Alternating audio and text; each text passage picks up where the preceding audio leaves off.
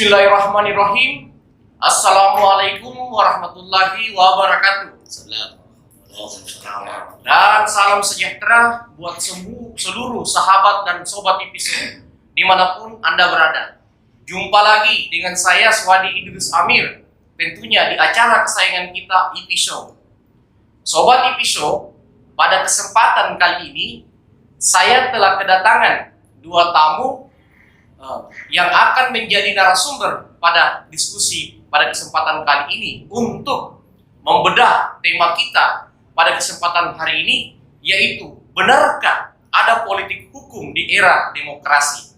Nah, untuk menjawab apakah benar ada politik hukum di era demokrasi, saya perkenalkan dulu dua narasumber yang telah hadir di studio IPISO pada kesempatan kali ini. Yang pertama, Bapak Dr. Muhammad Nur SH MH. Beliau ini tokoh luar biasa. Beliau Ketua Umum BAIM HAM RI, sebuah organisasi yang intens menjembatani masyarakat untuk keperluan-keperluan yang berkaitan dengan persoalan sosial dan hukum. Kemudian beliau juga adalah pendiri PRADMI, sebuah perkumpulan advokat Muslim Indonesia. Beliau Ketua Umum untuk skala nasional. Assalamualaikum Pak Dokter. Waalaikumsalam. Sehat Pak Dokter? Alhamdulillah sehat walafiat. Saya tambahkan beliau juga adalah pengamat politik hukum dari Universitas Unibos. Nah, kemudian Kakanda yang di sebelah ujung tidak kalah hebat. Beliau adalah Kakanda Ramsat Abraham SHMH. Beliau Waketum Gerakan Nasional Pemberantasan Korupsi di tingkat nasional. Beliau salah satu tokoh yang disegani di kancah politik karena sempat terjam beliau di dunia LSM, dunia pergerakan hukum dan politik. Beliau juga sebagai pengamat politik hukum dari Kota Makassar yang sangat intens mengikuti perkembangan politik dan hukum di Indonesia dan di Sulawesi Selatan. Assalamualaikum Kak Kanda. Waalaikumsalam. Sehat Kanda? Sehat alhamdulillah. Saya biasa menyebut beliau Kanda RT. Baik Sobat IPISO, untuk memulai diskusi kita, saya mulai dari Pak Dr. Muhammad Nur. Pak Dokter, benarkah ada politik hukum di era demokrasi? Pandangan Pak Dokter terkait tema kita ini, silakan Pak Dokter. Ya, baik, terima kasih banyak. Sahabat saya ini orang hebat juga yang mendirikan IPISO dari PT IPI ya. Iya. Luar biasa, ini sudah skala nasional. Iya, pertanyaannya hebat dan judulnya juga hebat. Jadi saya ingin menjelaskan dulu, politik dan hukum itu tidak bisa dipisahkan, ya kan?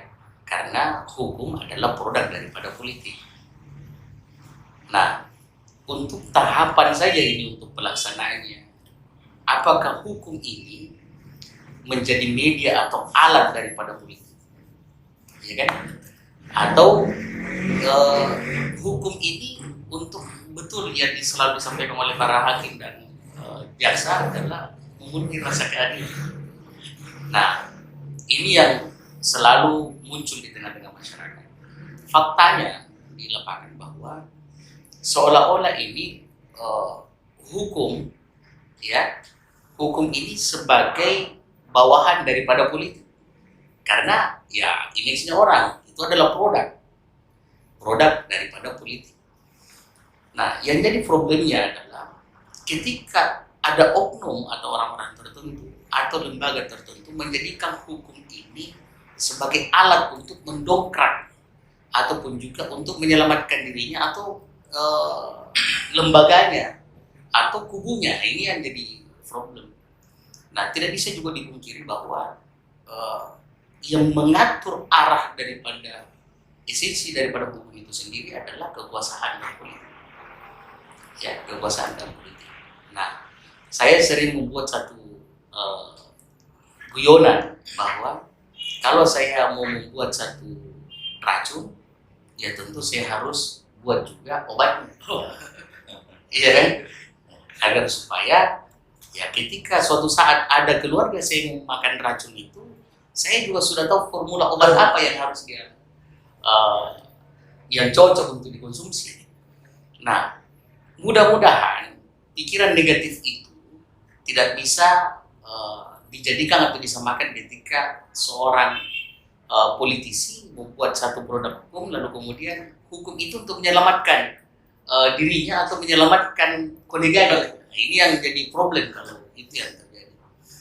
Makanya kalau bahasanya adalah apakah politik ini Benarkah ada politik hukum benarkah ada politik hukum di era demokrasi? di era demokrasi? Itu pasti, ya, karena pemangku kebijakan ya tentu mengetahui apa celah yang bisa mereka masuki untuk bisa selamat daripada jeratan hukum itu sendiri. Nah, saya orang katakan kejam ya kalau saya posting di Facebook, di mana saya sampaikan bahwa saya bingung kalau keadilan yang kita cari itu sulit untuk kita dapatkan. Nah, lalu keadilan itu yang menentukan hukum atau politik? Ini kan jadi problem, ya kan? Yang menentukan ini hukum atau politik, ya kan? Nah, keadilan itu hukum harusnya. Ya kan?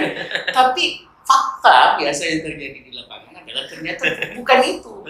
Politik yang menentukan ini hukum. Ya.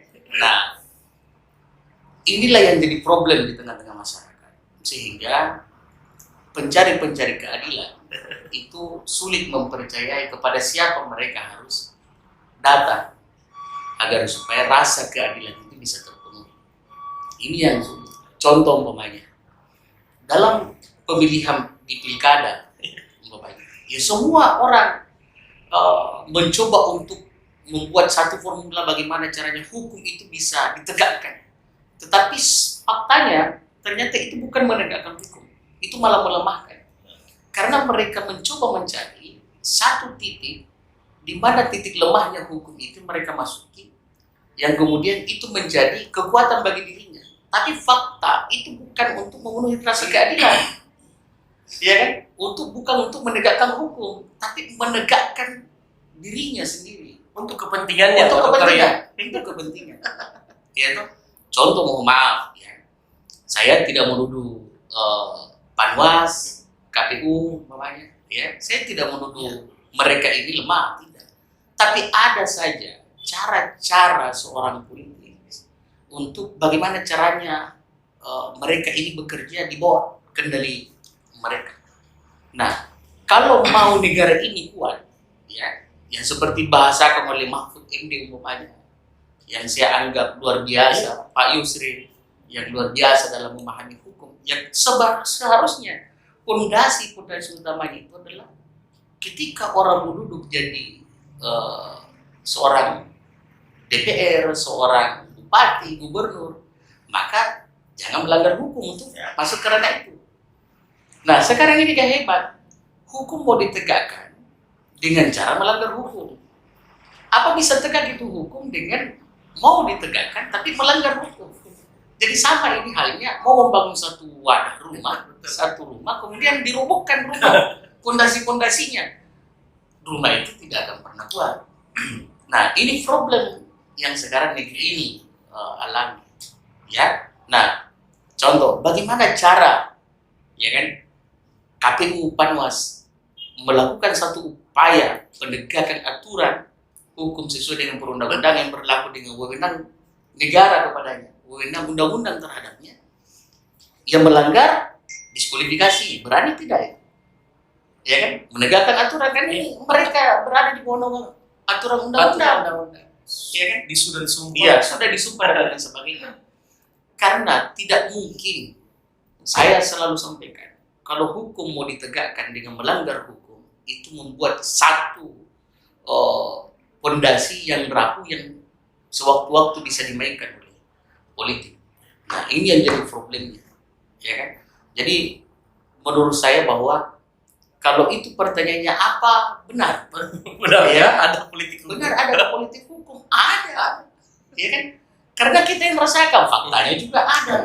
Di mana fakta-faktanya? Ya itu orang saja bagi-bagi uang itu duduk menjadi bupati, menjadi gubernur dan Ya itu bukan main itu Kakanda, luar Itu biasa ada. hebatnya.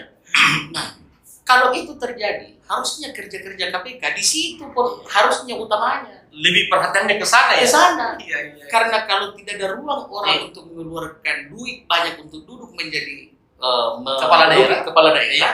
maka saya yakin korupsinya juga Bisa berkurang. Iya. Ya, kalaupun itu ada memang sudah Iya. menjadi Iya. oknumnya. Tapi kalau mau duduk jadi bupati harus mengeluarkan uang 12 miliar, 30 miliar, 40 miliar, gajinya cuma 5.900.000, tunjangan 1 juta per hari umpamanya, saya kira kan jalan satu-satunya ya seperti salah seorang bupati yang di Purwakarta di Maret Iya. mengatakan bahwa wajib itu kita korupsi. Tidak bisa tidak korupsi. Kenapa dia mengucapkan itu? Ya tidak sesuai anggaran kampanye dengan gaji yang kita dapatkan. Inilah problem di negara ini. Makanya politik dan hukum itu ya boleh memang terjadi. Ya, saya kira itu. Iya. Sobat Episo, menarik sekali pembuka dari Pak Dr. Muhammad Nur. Beliau telah menggambarkan situasi di era demokrasi ini yang memang menurut kacamata beliau, menurut pandangan beliau, politik hukum itu susah dihindari. Itu ada dan terjadi di era demokrasi. Baik, saya ke Kakanda Ramsat Abraman dulu. Beliau ini Waketum GNPK yang tugasnya adalah memantau semua kepala daerah se-Indonesia. GNPK ini yang fokus memantau penggunaan dana APBD bupati, wali kota, gubernur se-Indonesia. Apakah dalam praktik-praktik apalagi kasus hukum yang terjadi di kepala daerah Kanda Ramsa itu tidak jarang kita menemukan memang ada politik hukum. Misalnya contoh ada kepala daerah yang tersangka. Apakah memang semua kepala daerah yang tersangka itu murni karena kesalahan murni bahwa dia korupsi, dia nepotisme, ataukah memang ada upaya dia diseret, digiring ke ranah itu? Bagaimana pandangan Kakanda Ramsa melihat situasi kepala daerah yang banyak tersandung kasus korupsi? Terima kasih. Saya biasa memanggil Dir IBI, kebetulan direktur IBI nih di Suwadi ini. Dan kemudian ya masyarakat Sulawesi Selatan yang menyaksikan episode ini, saya didampingi oleh orang-orang hebat ini. Ada Adinda Dr. Muhammad Nur yang luar biasa hebatnya. Tadi beliau sudah memaparkan cukup panjang lebar. Saya agak sedikit berbeda bahwa ilmu politik dan ilmu hukum sebenarnya baiknya itu tidak digabung. Harus dipisah Kanda ya? Bisa. Iya. Karena apalah artinya tagline, hukum harus menjadi panglima. Iya. Tetap diwarnai oleh politik. Iya. Tapi persoalannya kemudian muncul, ini pengaruh personal yang mempengaruhi dua ilmu yang berbeda ini. Iya. Sebenarnya sehingga personal yang menduduki satu posisi di pemerintahan misalnya memiliki kekuatan sehingga kadang-kadang memanfaatkan hukum ini untuk mencapai tujuan politiknya. Itu yang jadi problem sebenarnya. Jadi memanfaatkan hukum untuk mencapai tujuan politik. Kalau saya secara pribadi menganggap bahwa hukum ini harus ditempatkan secara independen. Dia harus berfungsi sebagai panglima di seluruh lini. Apakah itu di politik, ekonomi, sosial, budaya, dan lain sebagainya. Sehingga pada saat ada pelanggaran yang mengganggu aktivitas rutinitas masyarakat yang menuju ke arah kesejahteraannya, yang diwarnai oleh politik-politik yang kurang baik, maka hukum harus berperan. Tadi, tapi saya tidak bisa juga mengatakan bahwa hukum ini bisa berjalan sendiri, dia tidak lahir di dunia politik. Iya. Karena bagaimanapun sekarang ini tidak bisa ditawar-tawar lagi bahwa kalau dulu kita ditanya orang tua kita, Dindan Muhammad Nur mau jadi apa? Kan rata-rata mau jadi dokter, mau jadi insinyur, mau jadi apa? Bahkan kita dilarang berpolitik karena asumsi terhadap politik itu kan Kurang bagus. Tapi di era demokrasi ini tidak bisa ditawar-tawar lagi. Bahkan saya sendiri menawarkan kepada anak dan cucu saya untuk mengkader dia, untuk memahami dunia politik.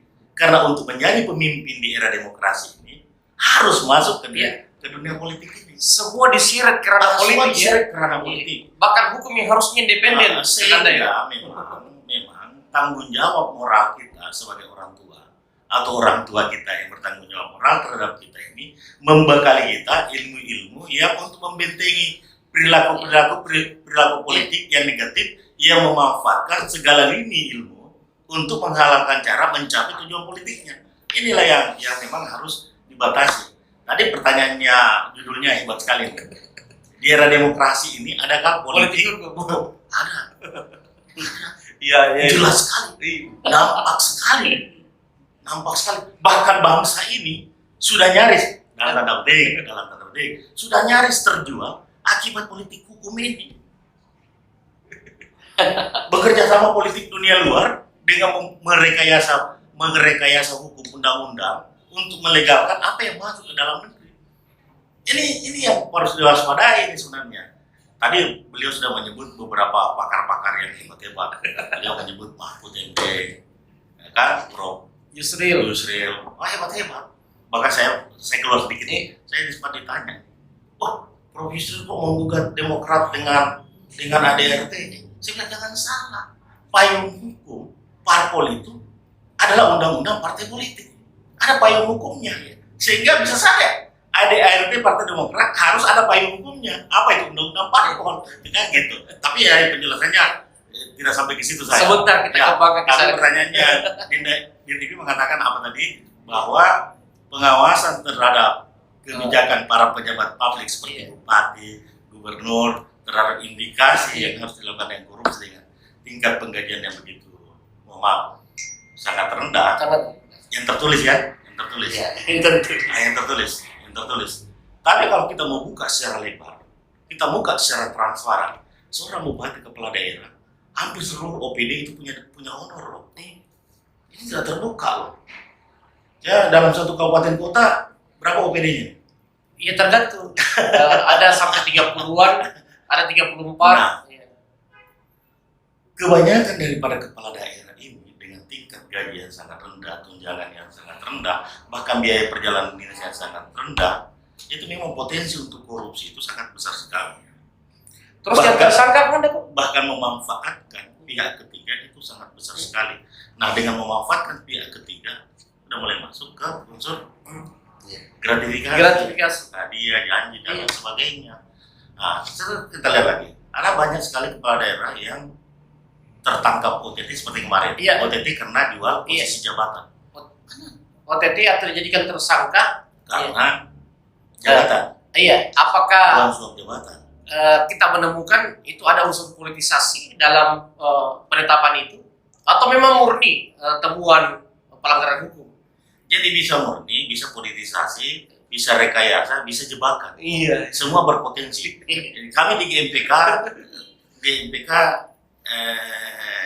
bukan lagi hal yang baru soal itu.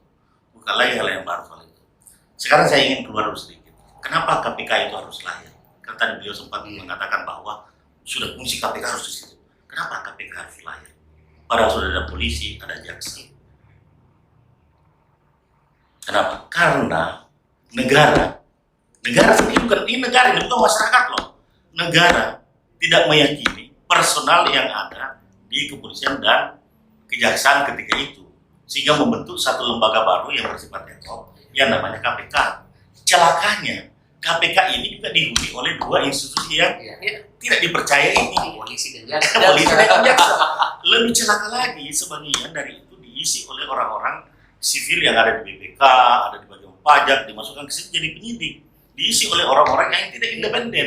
Akhirnya lembaganya bersih, tapi personalnya sama. Perilaku bisa sama, kan seperti itu. Akhirnya negara, terus terang aja negara jadi keliru. Negara mendirikan ini untuk sebenarnya tidak tuntas katanya. Tidak tuntas dia. Kalau KPK ini didirikan kemudian rekrutmen dilakukan secara independen, itu bagus. Kamu belum terlambat untuk melakukan itu kan? Harusnya sambil berjalan. Rekrutmen itu sudah. Saya kira kata terlambat untuk negara kita yang baru masuk ke era demokrasi sebebas ini, tidak ada kata terlambat. Iya, saya maksud Cuma tidak ada memang, kata cuma terlambat. memang harus kita berani belajar. Kemudian seperti yang dikatakan tadi sebelum kita masuk sini, bahwa saudara-saudara kita yang dididik di BHM RI itu bisa masuk ke dalam sistem yang sudah dididik, yang sudah dipersiapkan. Begitu juga di GBK. Kami mempersiapkan generasi-generasi muda untuk yang berpotensi membangun negara ini tanpa harus terpolusi oleh pendahulu-pendahulunya yang memang sudah diajari dengan ilmu-ilmu yang agak sedikit keliru nih. Seperti itu kan Iya. sementara. Ya, pembuka dari Kakanda Ramsa juga sangat menarik, Sobat Ipiso. Saya kembali ke Pak Dr. Muhammad Nur lagi. Dalam mengadvokasi masyarakat, baik itu sebagai pengacara atau di BAIM HAM, apakah tidak jarang kita menemukan sebuah politisasi terhadap masyarakat? Karena persoalan-persoalan politik, sosial di daerah.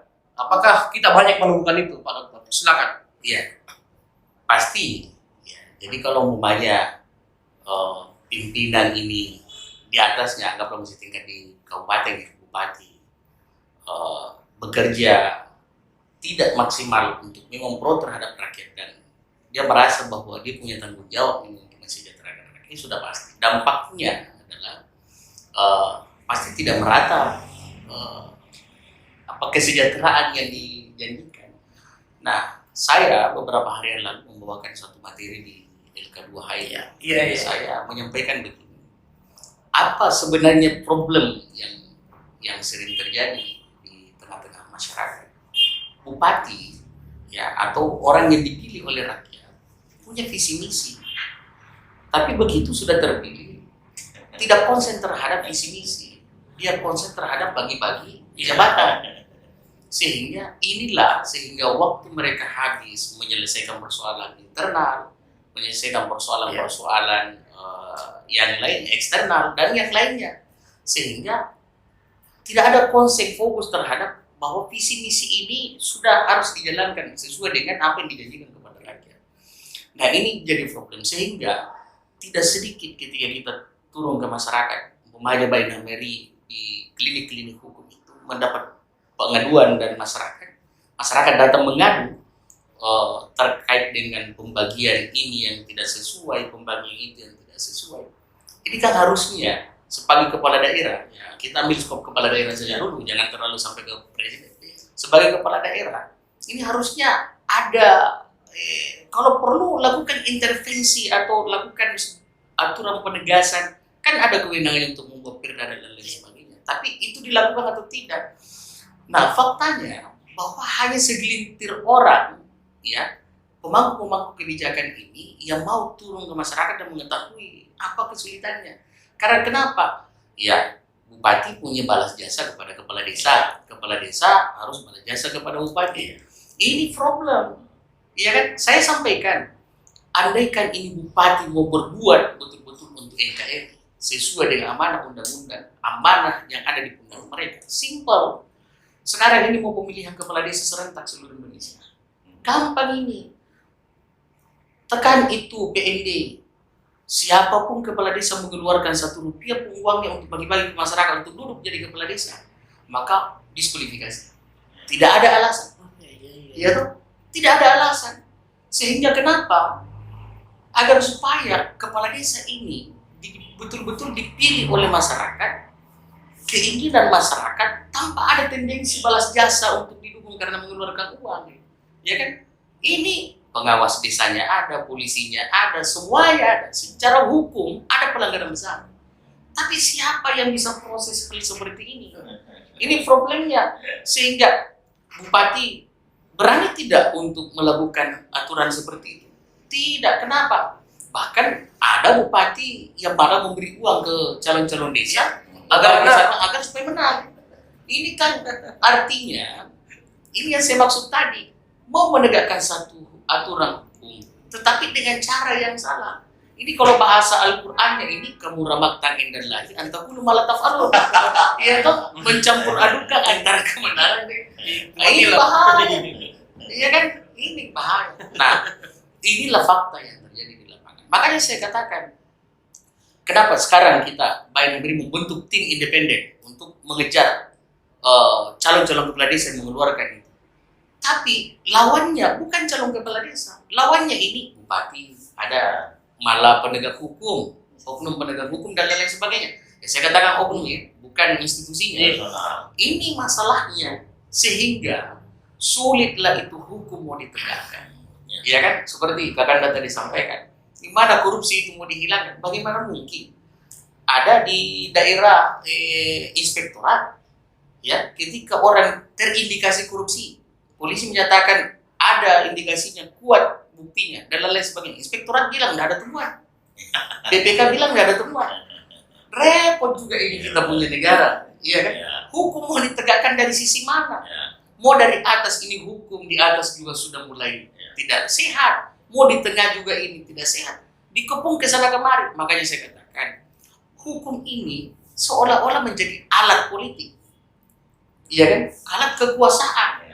Sehingga untuk mau ditegakkan hukum ini yang sesungguhnya itu sulit. Karena kita mendapatkan perlawanan sama mereka-mereka yang diambil amanah undang-undang untuk menegakkan aturan ini. Malah faktanya mereka yang melemahkan.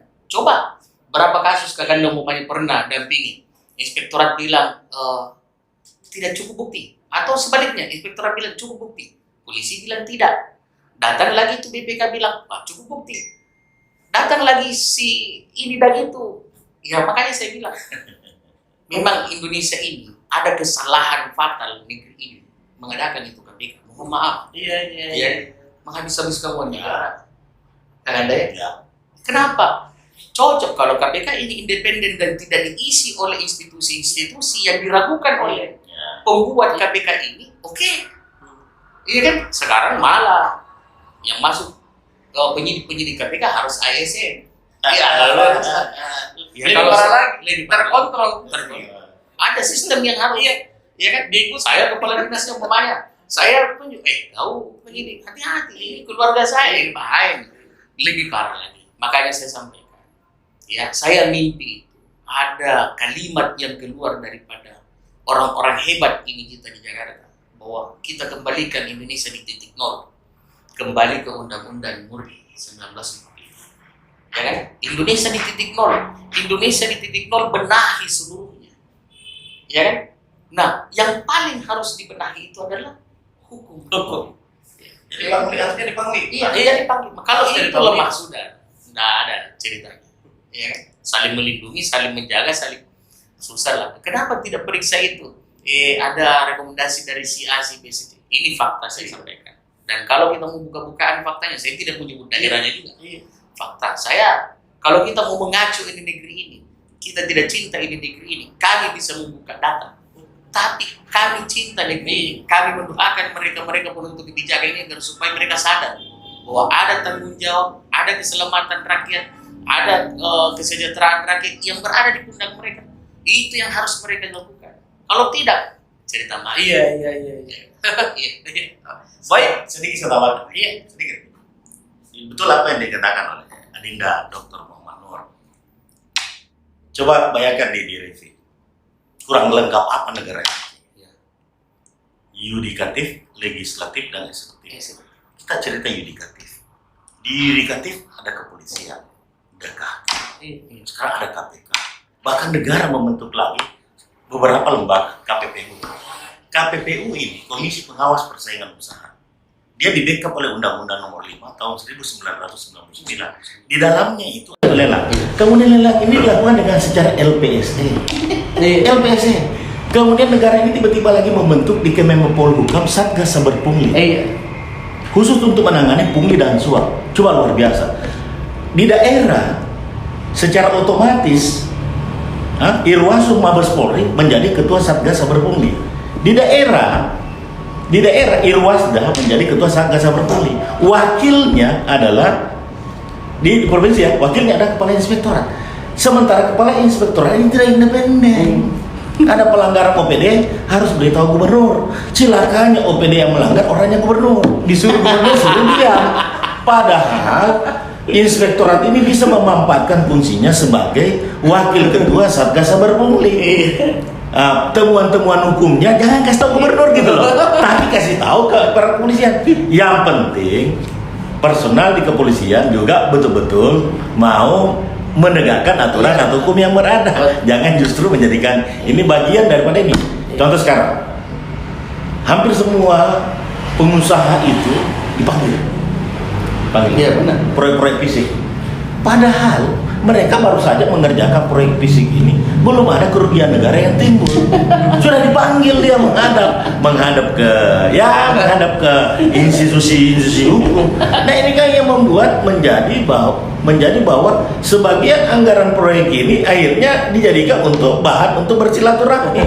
Nah, di mana letak kesejahteraan masyarakat ini? Oleh karenanya ya saya cukup berbahagia, tentu Adinda Nur cukup berbahagia dengan hadirnya Pondok IPI dengan yang memberikan pencerahan kepada masyarakat ini, dan kita jangan bosan-bosan memberikan pencerahan kepada masyarakat. Betul. Sebab bagaimanapun tujuan kita ini adalah kita berkeinginan menempatkan hukum ini sebagai panglima deh.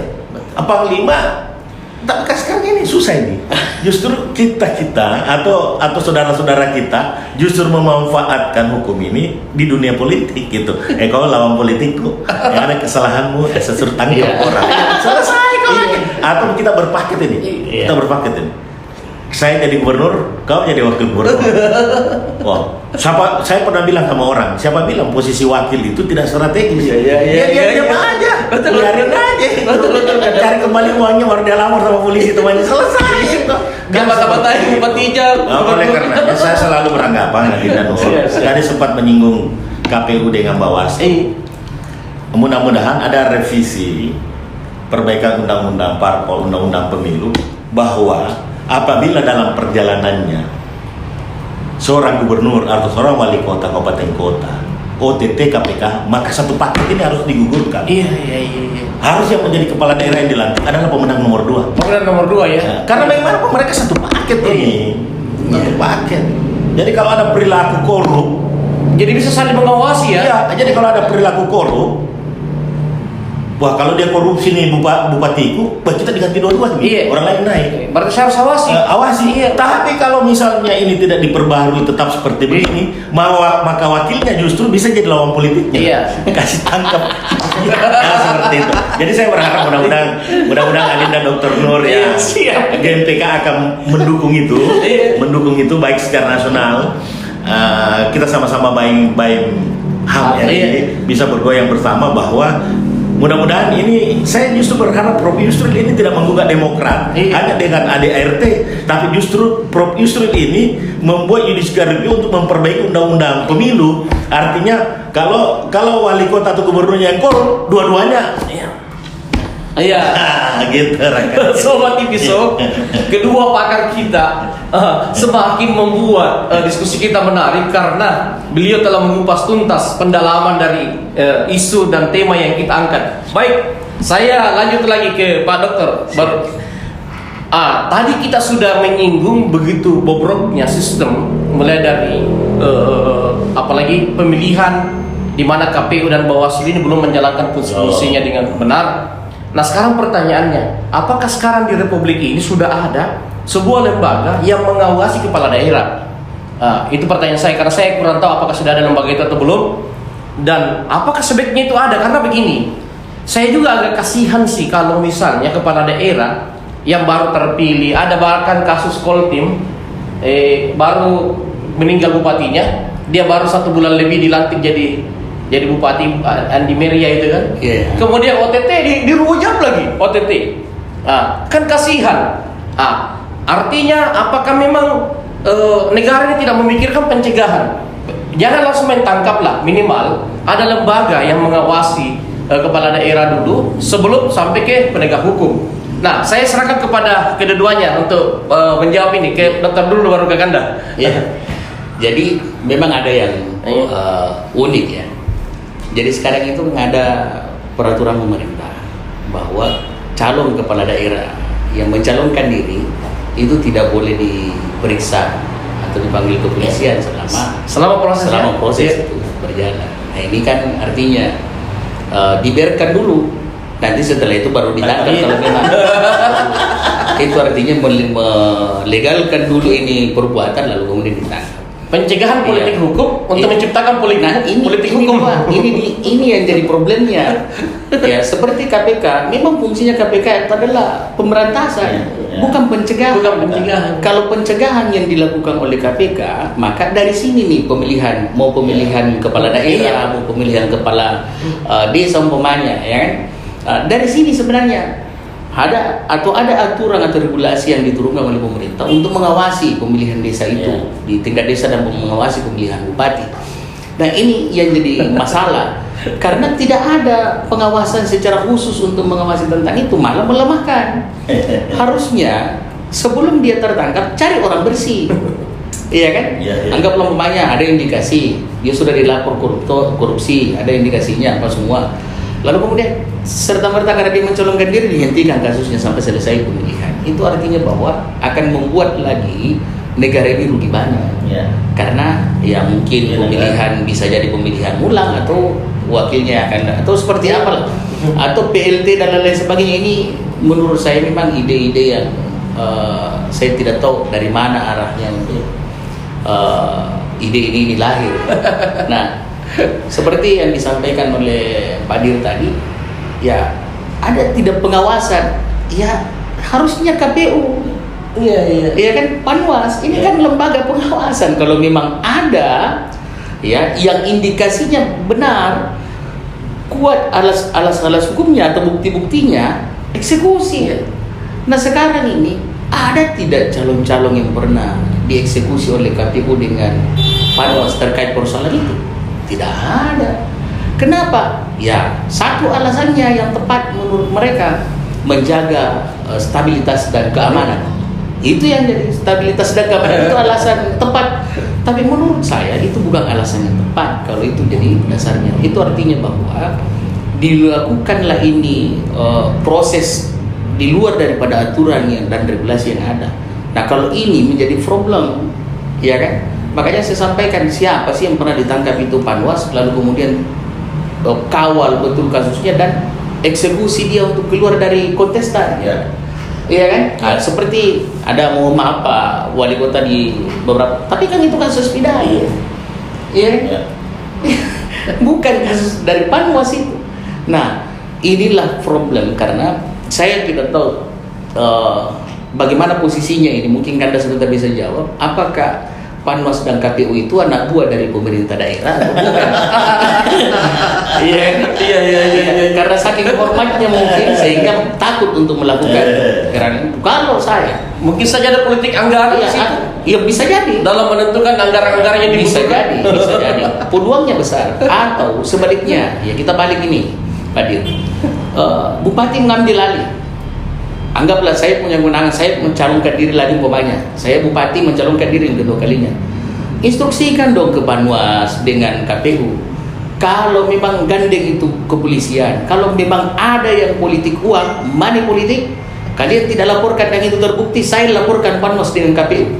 Ya, tantang begitulah itu. Artinya itu gentleman seorang calon-calon bupati dan wakil bupati. Harusnya itu. Nah, terakhir penggunaan anggaran kampanye itu kan diatur dalam undang-undang, diatur dalam aturan. Nah, kemudian, ini yang jadi problem juga. Saya pernah bincang-bincang salah seorang calon bupati, dia sampaikan bagaimana untuk duduk saja mendapatkan partai politik Pak Dokter harus bayar satu kursi 500 juta. Ini fakta. Iya, ini fakta. Kalau itu fakta dan itu ada buktinya, KPK harusnya bertindak ke situ dong. Iya kan? KPK harusnya bertindak di situ, pencegahan. Makanya saya bilang KPK ini bertindak untuk mencegah korupsi, meminimalkan korupsi atau meniadakan korupsi atau tunggu orang korupsi baru ditindak. Ini jadi problem. Ya toh, kalau tunggu korupsi orang baru ditindak, benar nih itu caranya KPK sekarang. Tapi kalau harusnya untuk meminimalisir ini atau meminimalkan ini korupsi atau menghilangkan ini korupsi, yang harus seperti itu yang harus dikerjakan. Bahwa orang mengeluarkan uang, bayar partai politiknya bisa di blacklist, bisa dibubarkan, kemudian calonnya bisa dipenjara. Karena itu kan sudah jelas, ya kan, ranah undang-undangnya, hukumnya apa.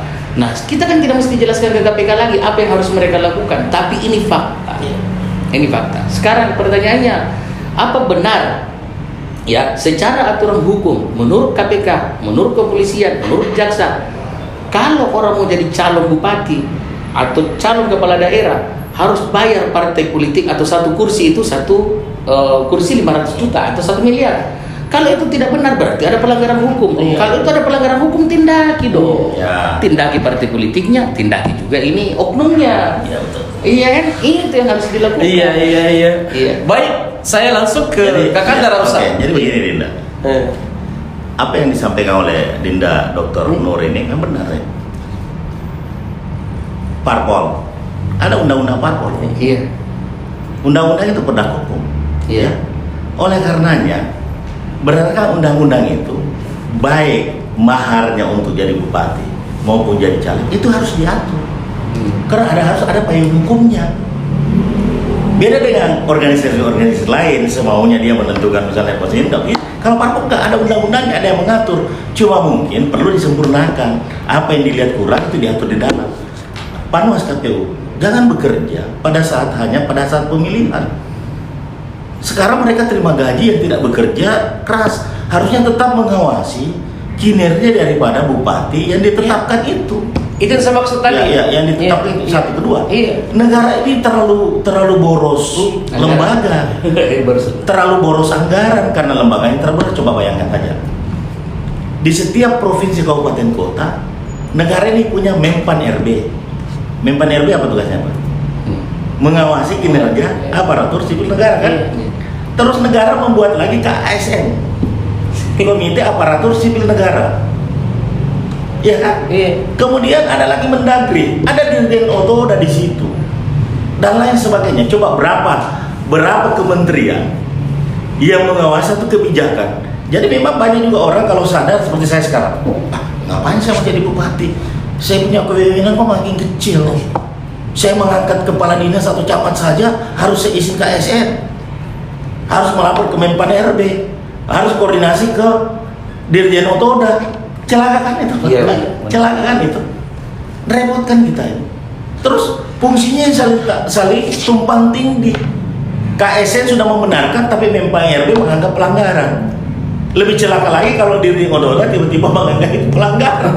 Kan repot ini. Dipanggil yang harusnya kerjanya bupati wali kota itu sudah fokus ke daerahnya, tapi persoalan penggantian dan lelang jabatan ini menjadi masalah, terfokus lagi itu bertahun-tahun. Contohnya gubernur misalnya, diangkat PLT, tiba-tiba PLT ini diberi fungsi untuk menjalankan fungsi gubernur, padahal jabatannya pelaksana tugas gubernur, tapi fungsi menjalankan seluruh tugas-tugas gubernur. Iya kan? Ini kan rancu sekali nih, terlalu artinya gimana? Ini sekedar komentar saja. Ini yang lebih berpikir itu lebih ahli dia. Ini lebih ahli. Kita hanya menyorot. Coba kalau ini barang semua diirit, apa? Negara ini bisa jadi negara kaya. Semuanya ada forum. Contoh lagi satu. Penganggaran, terkait penganggaran ini. Penganggaran. Ada namanya lintas organisasi lembaga negara. Padahal masing-masing lembaga negara sudah dianggarkan di APBN, APBD maupun apa gitu.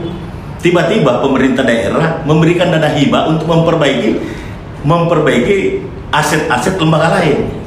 Kalau bertanggung jawab, sementara pemerintah daerah ini masyarakatnya teriak-teriak masih serba kekurangan. Contoh, misalnya pemerintah Kota Makassar memperbaiki kantornya ini dengan biaya puluhan miliar, sementara masyarakatnya di era pandemi Covid ini butuh sembako. Loh, kenapa uang hibah yang harus membangun itu pakai bangun sembako? Dan ini juga tidak terbangun. Celakanya lagi kalau 2 kali dianggarkan. Nah, pertanyaan siapa yang ngawasi? Kan repot kan. Ya ngawasi, ada BPK, ada inspektorat, tapi fungsinya nggak berani. Coba kalau inspektorat disuruh ngawasi lembaga hukum, mana berani dia, nggak berani. Oleh karenanya pada kesempatan ini pencerahan untuk masyarakat. Mungkin juga senior-senior hukum kita di luar ini, saya dengan Adinda Nur ini masih serba kekurangan ini. Mungkin apa yang kita jelaskan ini buat kulit-kulitnya, tapi ini paling tidak mengetok nurani mereka bahwa ini loh yang terjadi. Contoh, Di dunia usaha banyak sekali loh pengawasnya loh. Ada KPPU dengan undang-undangnya, ada di dunia pelelangan ada dengan undang-undangnya. Di pemerintahan luar biasa lagi, ada Komite Aparatur Sipil Negara, ada Menpan RB, ada Menteri Dalam Negeri, repot, sangat repot sekali. Nah, sekarang lagi kan ini repot lagi. Kita menyinggung sedikit karena disinggung soal KPK yang tidak lulus tes wawasan kebangsaan. Tiba-tiba bisa direkrut oleh Polri. Ini kacau ini. Apa payung hukum? Ini kan sangat luar biasa. Orang yang di satu lembaga yang dianggap tidak kapabel, yang dianggap tidak lulus. Ini saya tidak berbicara soal politisi, dipolitisirkan atau apakah dibencikan di apa dan segala macam, tidak. Tapi orang yang sudah tidak dianggap lulus di satu lembaga bisa direkrut masuk di lembaga lain. Ini contoh yang kurang baik. Misalnya sekarang saya pribadi Adinda Dr. Muhammad Nur ini tidak punya pekerjaan apa-apa. Tiba-tiba saya direkrut masuk ke Polda Sulsel jadi kombes. Ya mudah-mudahan bisa saja. Ya kan gitu kan. Apa bedanya dengan ini? Orang yang sudah tidak diterima di sini tiba-tiba direkrut. Mau jadi apa dia? Mau jadi sipil? Dia mau jadi polisi? Umur juga sudah tua-tua semua. Seperti itu. Iya, sobat Ipiso, kedua pengamat kita, pakar kita mendalami tema yang kita diskusikan pada kesempatan kali ini.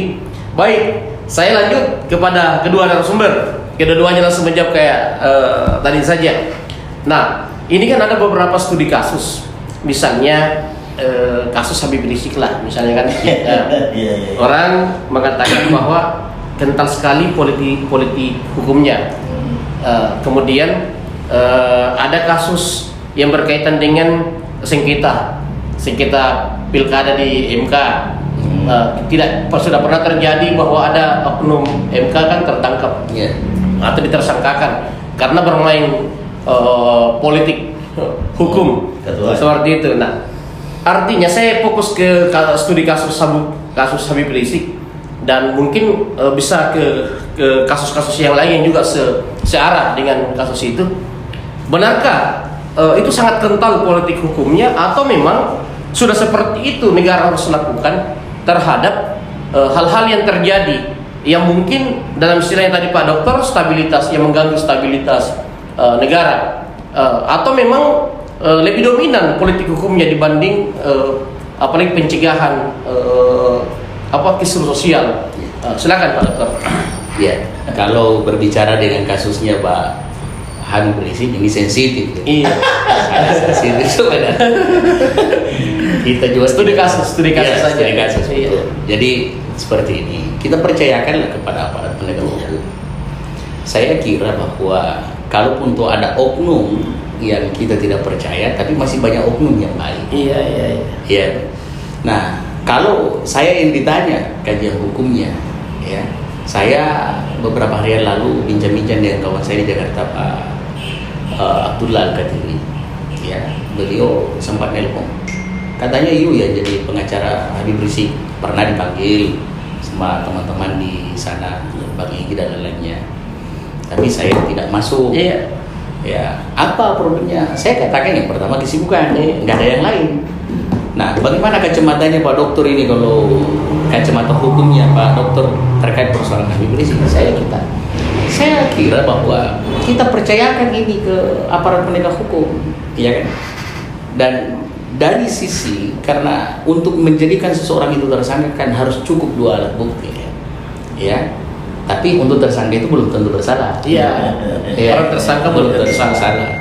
Nah, dan saya kira bahwa ini kajian yang tingkat dewa yang dilakukan karena beliau ini bukan tokoh lokal, beliau adalah tokoh nasional, tokoh internasional. Sudah dibicarakan secara internasional. Ya, maka kalau bahasanya Kakanda tadi bahwa hukum itu ada 45, maka ya harus ditegakkan hukum. Siapa orangnya? Ya kan, selama memenuhi unsur ya. Iya, cuma kan masalahnya begini. Kenapa ini harus dilarikan ke isu-isu politik? Ya kan, karena ya beliau ini adalah tokoh nasional. Coba kalau umpamanya bukan tokoh nasional, banyak kiai yang ditangkap tapi bukan tokoh nasional. Bukan, tidak ada yang larikan juga ke masalah-masalah politik. Jadi saya juga tidak mengatakan bahwa ditangkapnya Pak Habib Rizik ini sampai ditersangkakan dan lain sebagainya ini adalah produk daripada politik, ya kan? Ya kita juga belum bisa mengkaji di situ karena tidak ada juga fakta yang Butuh bisa kajian kita pendalaman. Iya, untuk kajian dan pendalaman. Jadi kalau saya, ya kita kesampingkan itu bahwa ada alat-alat bukti yang dianggap cukup untuk beliau, ya harus beliau bertanggungjawabkan. Dan saya kira kita juga tahu beliau powernya seperti apa, bahasanya juga seperti apa, kita sudah tahu juga. Nah, kalau hukum sebagai panglima dan semua sama di mata hukum, ya tentu siapapun dia, Habib Rizik atau siapa kan, ya seperti Pak Jenderal Napoleon ini kan, ya, ditangkap juga kan, itu artinya bahwa hukum ini masih hidup. Cuma kan, ya kalau kita berbicara institusi, tapi kalau berbicara oknum, ya banyak yang menyelewengkan ke sana kemari, ya kan? Jadi kita tidak usah ke situ. Kedua, contoh kasus sengketa-sengketa ya. Apakah itu adalah merupakan ketidakpercayaan publik terhadap KPU umpamanya? Ya wajar-wajar sajalah, sangat wajar itu orang bersengketa dalam konteks pilkada, sangat wajar karena ada yang tidak wajar, kemudian mau diwajarkan, ya tentu harus dihadapkan kepada hukum untuk mengkaji itu apa betul ada yang tidak wajar. Nah, kalau dari semua proses yang kita lihat selama ini bahwa memang sangat jauh dari kewajaran, ya di hadapan mereka bagi-bagi uang, bagi-bagi beras, bagi-bagi pakaian apa semua, diam-diam saja itu panwas dengan KPU. Ya, makanya saya sampaikan. Problem utamanya adalah di Indonesia ini orang menggunakan sistem bukan untuk mencegah. Yang dia gunakan adalah aturan untuk mematahkan di jalan. Bukan untuk mencegah, harusnya cegah. Ada hal-hal seperti itu terjadi, harusnya apa aturannya yang melanggar pasal dan aturan ini harus ditindaki. Ini dibiarkan dulu berbuat, nanti selesai baru kemudian berperkara di kemudian hari. Ini jadi problem. Makanya saya sampaikan kalau hukum mau ditegakkan yang sesungguhnya, ya lebih cenderung pada pencegahan. Iya kan? Cenderung pada pencegahan. Harapannya ke KPK kan dulu begitu ya, Pak Dokter ya, pencegahan ya. Iya, Yang dominan. Iya. Dan di situ memang tugasnya dia harus. Saya aja itu dia tidak fungsikan ya. Betul. Sebenarnya KPK itu kan satu lembaga. Di dalam tubuh KPK itu lengkap loh. Iya. Jadi di samping memang ada tim untuk penyidikan, penyelidikan, ada tim OTT, ada juga bidang pendidikannya. Bidang pendidikan KPK inilah yang harusnya benar-benar tersosialisasi kepada masyarakat atau paling tidak kepada aparatur negara yang lain, diberikan pembekalan terhadap pemberantasan korupsi gitu.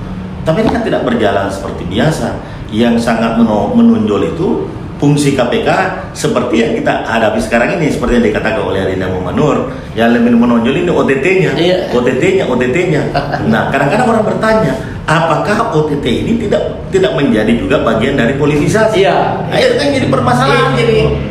Nah, masalahnya kemudian muncul karena KPK secara kelembagaan yang diharap secara kelembagaan yang diharapkan oleh masyarakat Indonesia akan menjadi lembaga yang bersih, yang menjadi panglima di antara panglima-panglima hukum. Misalnya gini, kalau di TNI ada angkatan darat, ada angkatan laut, ada angkatan udara, masing-masing punya kasat, iya kan? Tapi ada panglima aprinya. Nah, begitu juga KPK harusnya. KPK ada kepolisian, ada kejaksaan, ada apa. Harusnya dia tampil menjadi satu lembaga yang bersih. Tapi kan sayang karena personalnya juga, saya tidak mengatakan bahwa ya duduk di situ ada hal-hal yang tapi personal kan menimbulkan polemik juga, ribut juga. Kalau satu lembaga yang bersih, saya kira tidak ribut berkepanjangan.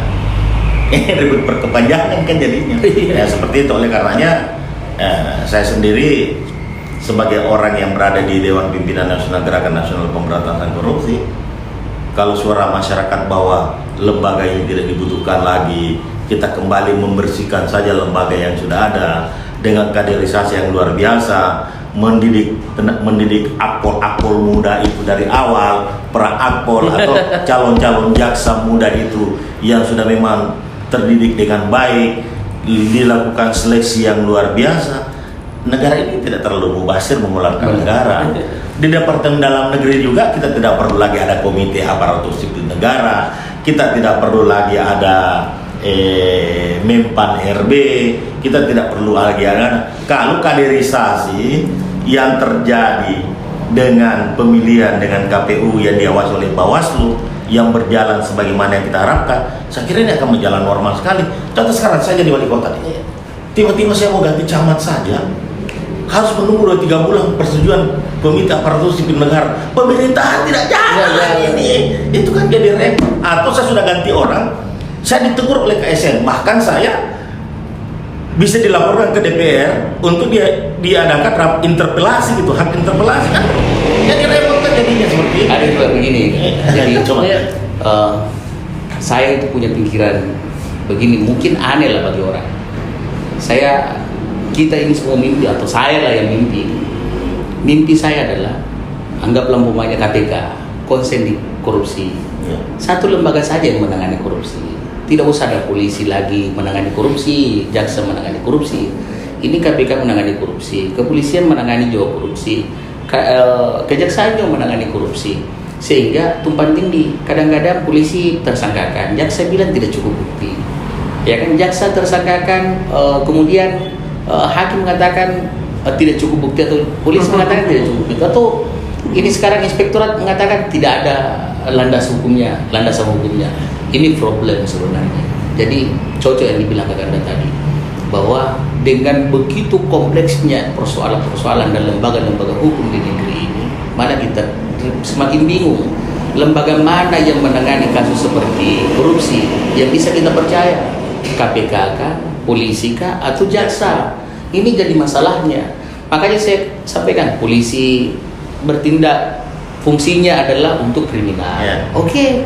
Ya kan, jaksa ya fungsinya untuk menuntut.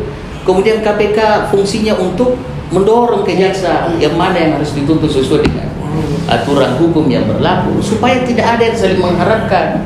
Ini KPK anggap bahwa OTT, jaksa bilang wah tidak cukup bukti. Semua ini kan jadi problem.